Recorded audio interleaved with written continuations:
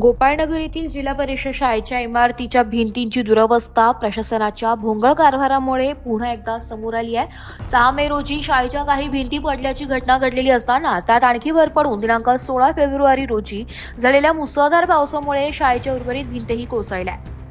घटनेची माहिती मिळताच संबंधित पंचांनी घटनास्थळी प्रत्यक्ष पाहणी केली आहे। पाहणी दरम्यान शाळेच्या पूर्व, पश्चिम तसेच दक्षिण उत्तर अशा चारही बाजूंच्या भिंती कोसळल्याचं निदर्शनास आलंय।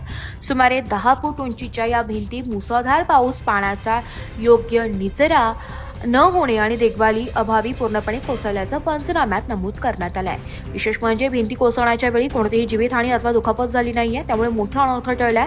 मात्र शाळेत विद्यार्थी शिक्षण घेत असताना इमारतीची अशी अवस्था होणे ही अत्यंत गंभीर बाब असून विद्यार्थ्यांच्या सुरक्षिततेचा प्रश्न ऐरणीवर आलाय। शाळेच्या भिंती वारंवार कोसळत असतानाही संबंधित यंत्रणेकडून वेळेत ठोस उपाययोजना करण्यात न आल्याने पालक व ग्रामस्थांमध्ये नाराजीचे व्यक्त होत आहे।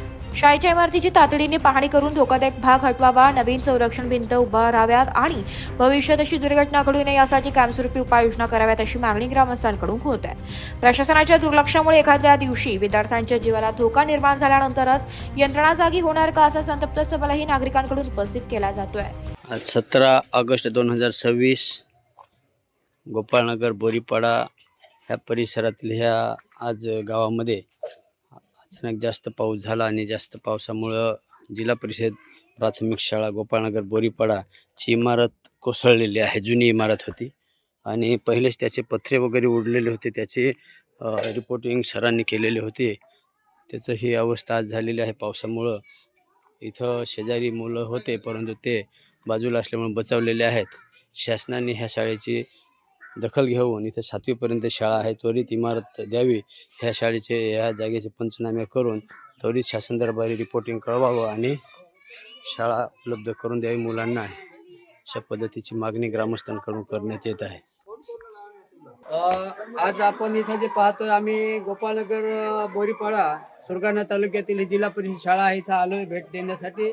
काल 16 ऑगस्ट 2026 रात्री आणि दिवसा भरपूर पाऊस झाला आणि ह्या पावसाच्या वातावरणामुळे ही इथं जुनी बिल्डिंग होती ती इथं कोसळलेली आहे। इथं आज सकाळी आणखी पाऊस जास्त झाला, राहिलेल्या भिंती सुद्धा आता पडल्या। नशीब आहे का इथं जीवितहानी झालेली नाही।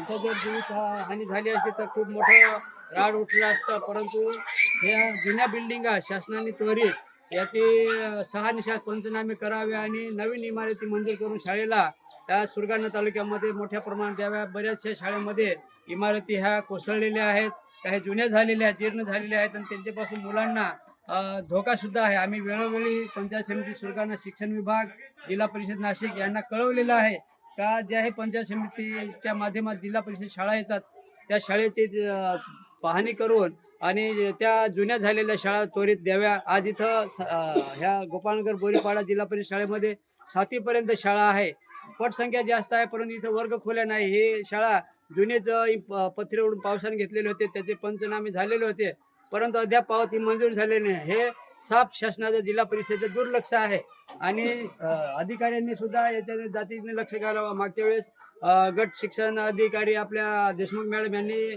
भेट दिली होती आणि त्वरित आपण शाळा मंजूर करू, परंतु आतापर्यंत 1.5 वर्ष उलटून हे शाळा इथं मंजूर झालेली नाही। मुलांना उघड्यावर बसावं लागतंय आणि अशी ही अवस्था आज ह्या गोपाळनगर शाळेमध्ये झालेली आहे।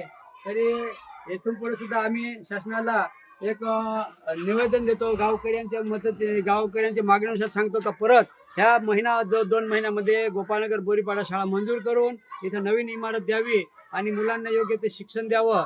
आता इथं शिक्षक आहेत परंतु शाळेत वर्ग खोल्या नाही तर त्या मुलांची अवस्था बेकार होते। म्हणून नशीब आहे काय मुलांचे काल हे बिल्डिंग कोसळली म्हणून मुलं नव्हते।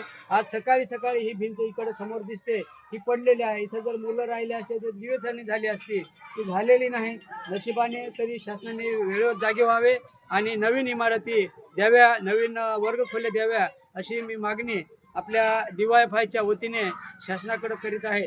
एस मराठी न्यूजसाठी तालुका प्रतिनिधी लक्ष्मण बागुल, सुरगाणा।